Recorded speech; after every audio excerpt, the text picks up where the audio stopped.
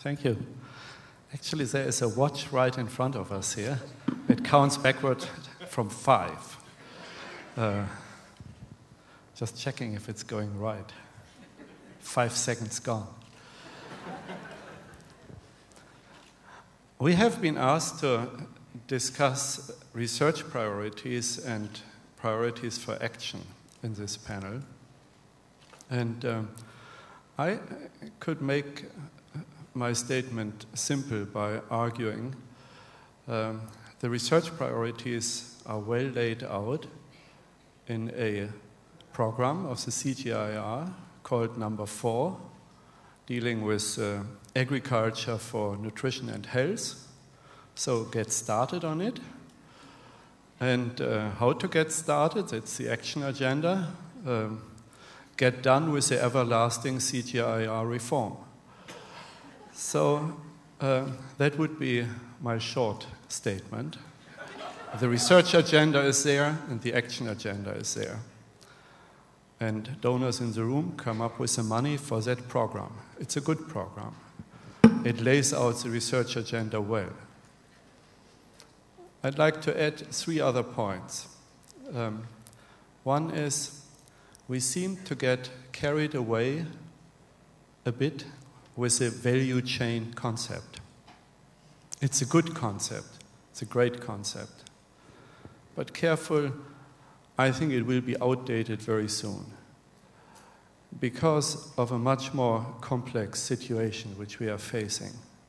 First of all, it's plural, chains, lots of chains, interacting, looping backwards and forward, linking with reuse of waste, the vision of humankind approaching the end of waste, economic waste, not just in waste of health and nutrition, undernourished people, not just some salad in the supermarket wasted. It's a wrong waste concept, an economic and human concept.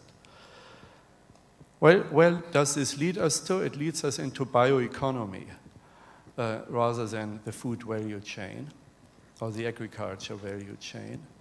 Bioeconomy comprising food, feed, fiber, energy, new industrial raw materials, reuse of things. And I think the market revolution, which the Prime Minister and Montek Ahluwalia and Ashok talked about, needs to be cast in the context of a modern bioeconomy. My second point is on how to set priorities. We have a very complex agenda here before us. I think it needs to be results-oriented, prioritized, and therefore we need a new metric, a metric of 3 components related to well-being all the way to human happiness. Number 2, a health-related metric related to DALIs and survival, and an economic productivity metric, and not just a GDP metric. So new metrics, results-oriented. And if we come backwards to our agenda, then sectors don't matter, projects don't matter, results matter, and measured in the way I've just briefly hinted at. And we need to be evidence-based. Basic research is lacking. That has been pointed out on the health, nutrition, and agriculture linkages. Applied research is also lacking on lots of things, in especially context-specific research. And we need to define where the private sector has no incentive to engage in this. In this bioeconomy world, the old idea of public sector research for the public good and private sector research has become a lot more complicated. It's not like in the old Green Revolution context. So define that. My third point relates to big picture research. We need to keep in mind what the big players currently are concerned about related to food. They are concerned about non-core inflation, the high inflation rates around food and energy, between 10 and 20% in many Asian nations. And we must make sure that our rather detailed, specific agenda is not bypassing the big agenda of food market volatilities and food price inflation, which has a runaway nature which concerns ministers of finance, bankers, and so on.